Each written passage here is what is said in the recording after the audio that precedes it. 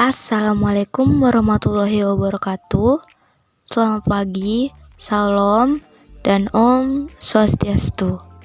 Halo teman-teman, jadi di sini kita disuruh bikin proyek video untuk menjelaskan beberapa tentang pengetahuan dasar geografi. Yang pertama, pengertian geografi menurut beberapa ahli.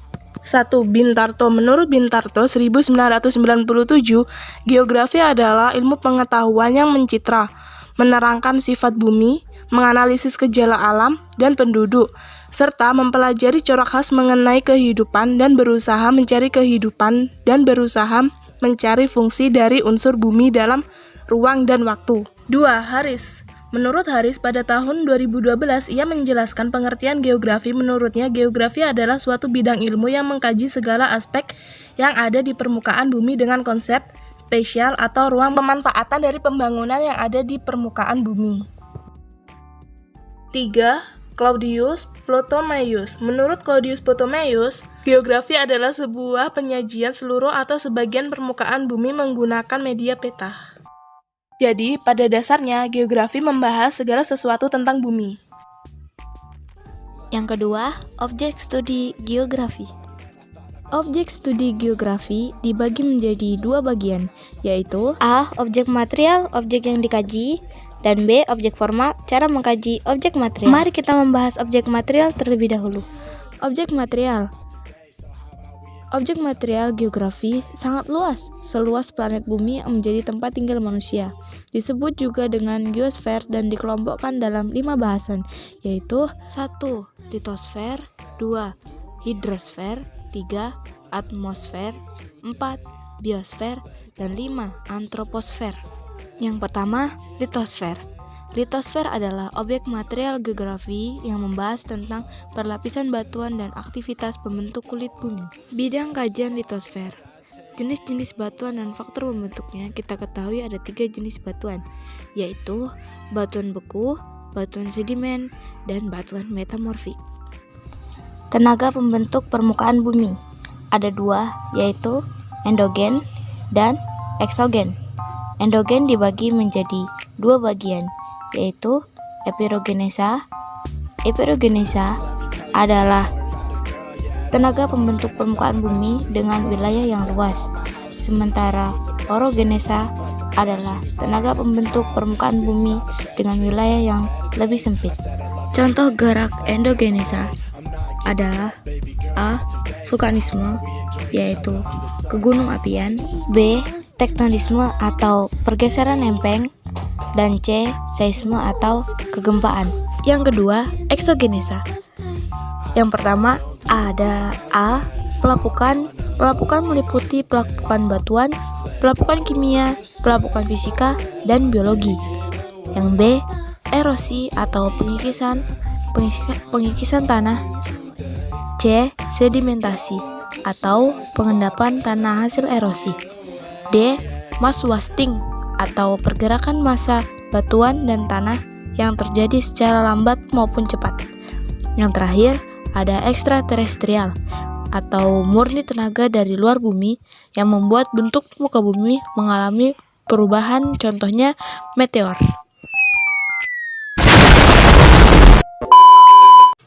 Yang kedua ada hidrosfer.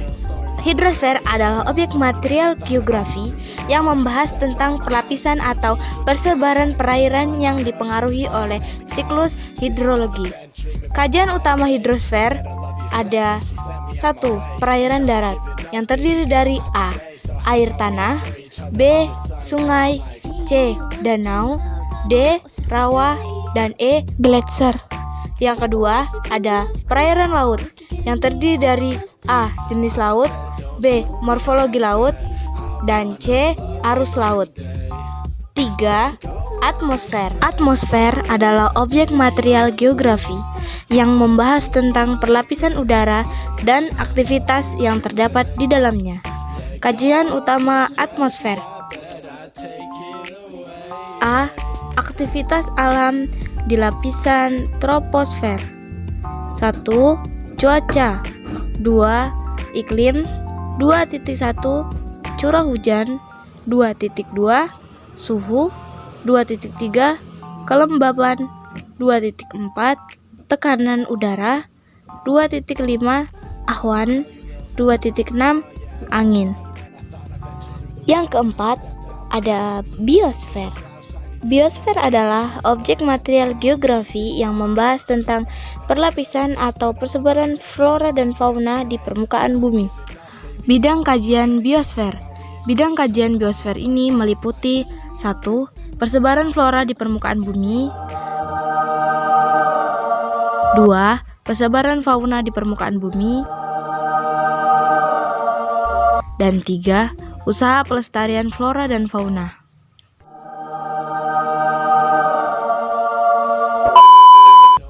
Oke, masih tentang objek studi geografi, objek material. Objek material yang kelima ada antroposfer. Antroposfer adalah objek material geografi yang membahas tentang perlapisan manusia dengan segala aktivitasnya yang berpengaruh terhadap bumi dan kehidupan. Bidang kajian antroposfer. Yang pertama ada dinamika kependudukan atau perubahan penduduk karena faktor kelahiran, kematian, dan transmigrasi. Yang kedua, ada aktivitas manusia terhadap lingkungan alam, yaitu bagaimana manusia memanfaatkan alam dan bagaimana memperlakukan alam. Yang ketiga, ada dampak aktivitas manusia terhadap alam. Semua aktivitas manusia akan memberikan dampak bagi alam, baik dampak yang baik atau dampak yang buruk. Oke, next. Di selanjutnya ada objek formal. Objek formal geografi adalah cara pandang atau cara berpikir atau pendekatan yang dilakukan dalam mengkaji objek material geografi, yaitu geosfer, baik yang bersifat fisik maupun yang bersifat sosial. Model kajian yang digunakan dalam setiap pendekatan menggunakan konsep analisis 5W1H. Apa itu 5W1H? 5W1H terdiri dari W1, what, fenomena apa yang terjadi, W2, where, di mana terjadinya, W3, when, kapan terjadinya, W4, why, mengapa fenomena bisa terjadi, dan W5, wo, siapa saja yang terlibat, serta H1, how, bagaimana kejadian fenomena tersebut secara rinci. Yang ketiga, apa saja yang menjadi ruang lingkup geografi? Secara umum, ruang lingkup geografi mencakup seluruh fenomena, gejala, atau peristiwa yang terjadi di permukaan bumi. Agar mempermudah kajiannya, para ahli telah membagi ruang lingkup geografi menjadi 3, yakni geografi fisik, geografi regional, dan geografi sosial. Ruang lingkup geografi ada berapa? Secara umum, ruang lingkup geografi ini terbagi menjadi 2 bagian besar, yaitu geografi fisik dan geografi sosial. Selain itu, ada juga geografi yang merupakan hubungan antara fisik dan sosial. Apa saja ruang lingkup geografi sosial? Geografi sosial merupakan kajian terhadap aktivitas manusia dan pengaruhnya terhadap lingkungan aspek-aspek sosial, politik, ekonomi, dan budaya di dunia. Dalam geografi sosial, seorang peneliti dapat mengkaji tentang persebaran penduduk, dinamika penduduk, hingga aktivitas ekonomi. Apa saja ruang lingkup geografi regional? Ruang lingkup geografi regional mencakup semua gejala di wilayah yang bersangkutan, baik gejala fisik maupun manusia, yang terdiri atas lokasi. Lokasi merupakan konsep geografi paling penting karena lokasi menunjukkan posisi suatu tempat, benda atau gejala di permukaan bumi. Lokasi relatif. Lokasi relatif adalah letak atau tempat yang dilihat dari daerah lain di sekitarnya. Lokasi relatif dapat berganti-ganti sesuai dengan objek yang ada di sekitarnya. Lokasi absolut. Lokasi absolut adalah letak atau tempat yang dilihat dari garis lintang dan garis bujur. Lokasi absolut keadaannya tetap karena berpedoman pada garis astronomis bumi. Ruang lingkup geografi fisik meliputi semua gejala alam yang terjadi di antroposfer, ruang angkasa, atmosfer, lapisan udara, hidrosfer, lapisan air, pedosfer lapisan tanah, biosfer lapisan kehidupan, dan litosfer lapisan batu. Yang keempat, 10 konsep geografi. Konsep geografi. Konsep geografi adalah pola abstrak yang berkaitan dengan gejala-gejala nyata tentang geografi. 1. Konsep lokasi. Konsep lokasi adalah konsep yang mengalu pada kedudukan suatu objek. 2. Konsep jarak. Konsep jarak adalah ruang yang terdapat di antara dua objek. 3. Konsep keterjangkauan. Konsep keterjangkauan adalah kemudahan untuk mencapai suatu objek. 4.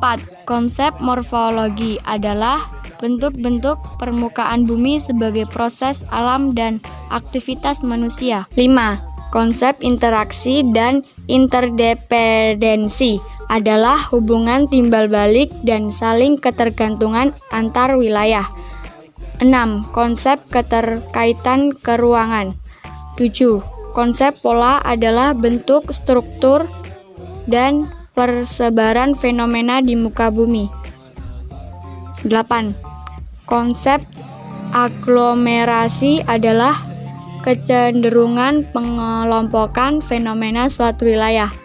9. Konsep nilai kegunaan. Kelebihan suatu wilayah dan memiliki nilai kegunaan yang berbeda berdasarkan fungsinya. 10. Konsep diferensi area adalah karakteristik yang khas dari suatu wilayah. 5. Pendekatan geografi. Apa itu pendekatan geografi? Pendekatan geografi adalah hal-hal yang menjadi objek formal geografi, terdiri atas pendekatan ruangan, kelingkungan, dan kompleks kewilayahan. Pendekatan keruangan suatu cara pandang atau kerangka analisis yang menekankan eksistensi ruang yang berkaitan dengan fenomena fisik permukaan bumi. Pendekatan geografi dibagi menjadi 3, yaitu pendekatan keruangan atau spesial, pendekatan lingkungan atau ekologi, dan pendekatan kompleks wilayah atau regional. Pendekatan keruangan adalah pendekatan geografi yang hanya mengkaji satu fenomena geosfer berdasarkan aspek topik, aspek aktivitas manusia, dan aspek region. Contohnya pendekatan keruangan antara lain banjir yang melanda Sungai Bengawan Solo dan kebakaran hutan yang terjadi di Kalimantan Selatan.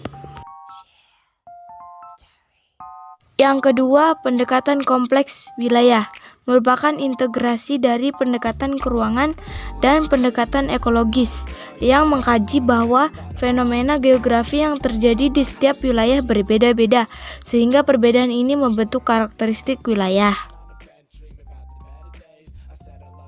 Yang ketiga ada pendekatan ekologi. Contohnya, kemampuan manusia dalam memanfaatkan lingkungan untuk berkreativitas adalah salah satu contohnya. Manusia yang tinggal di daerah pantai akan memiliki aktivitas berbeda dengan manusia di daerah pegunungan.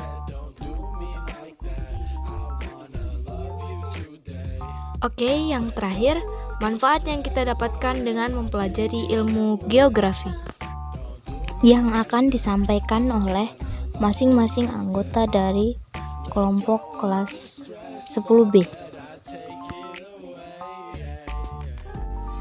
Manfaat geografi menurut saya adalah bisa mengetahui konsep-konsep geografi dan menjadikan kita lebih tahu tentang bumi.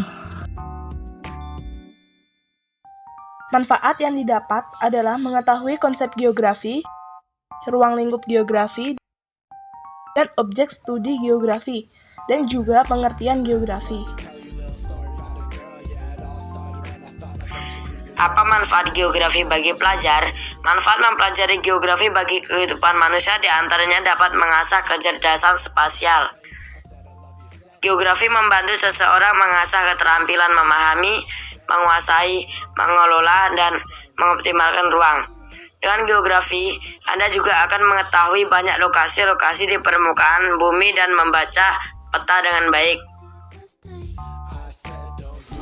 Menurut saya, manfaat belajar geografi adalah selain bisa mengetahui atau mengenal ilmu-ilmu kebumian lebih jauh atau lebih dalam, membuat kita jadi lebih berkreativitas dalam belajar, dan belajar geografi juga mengingatkan kita untuk selalu menjaga dan melestarikan alam dengan baik.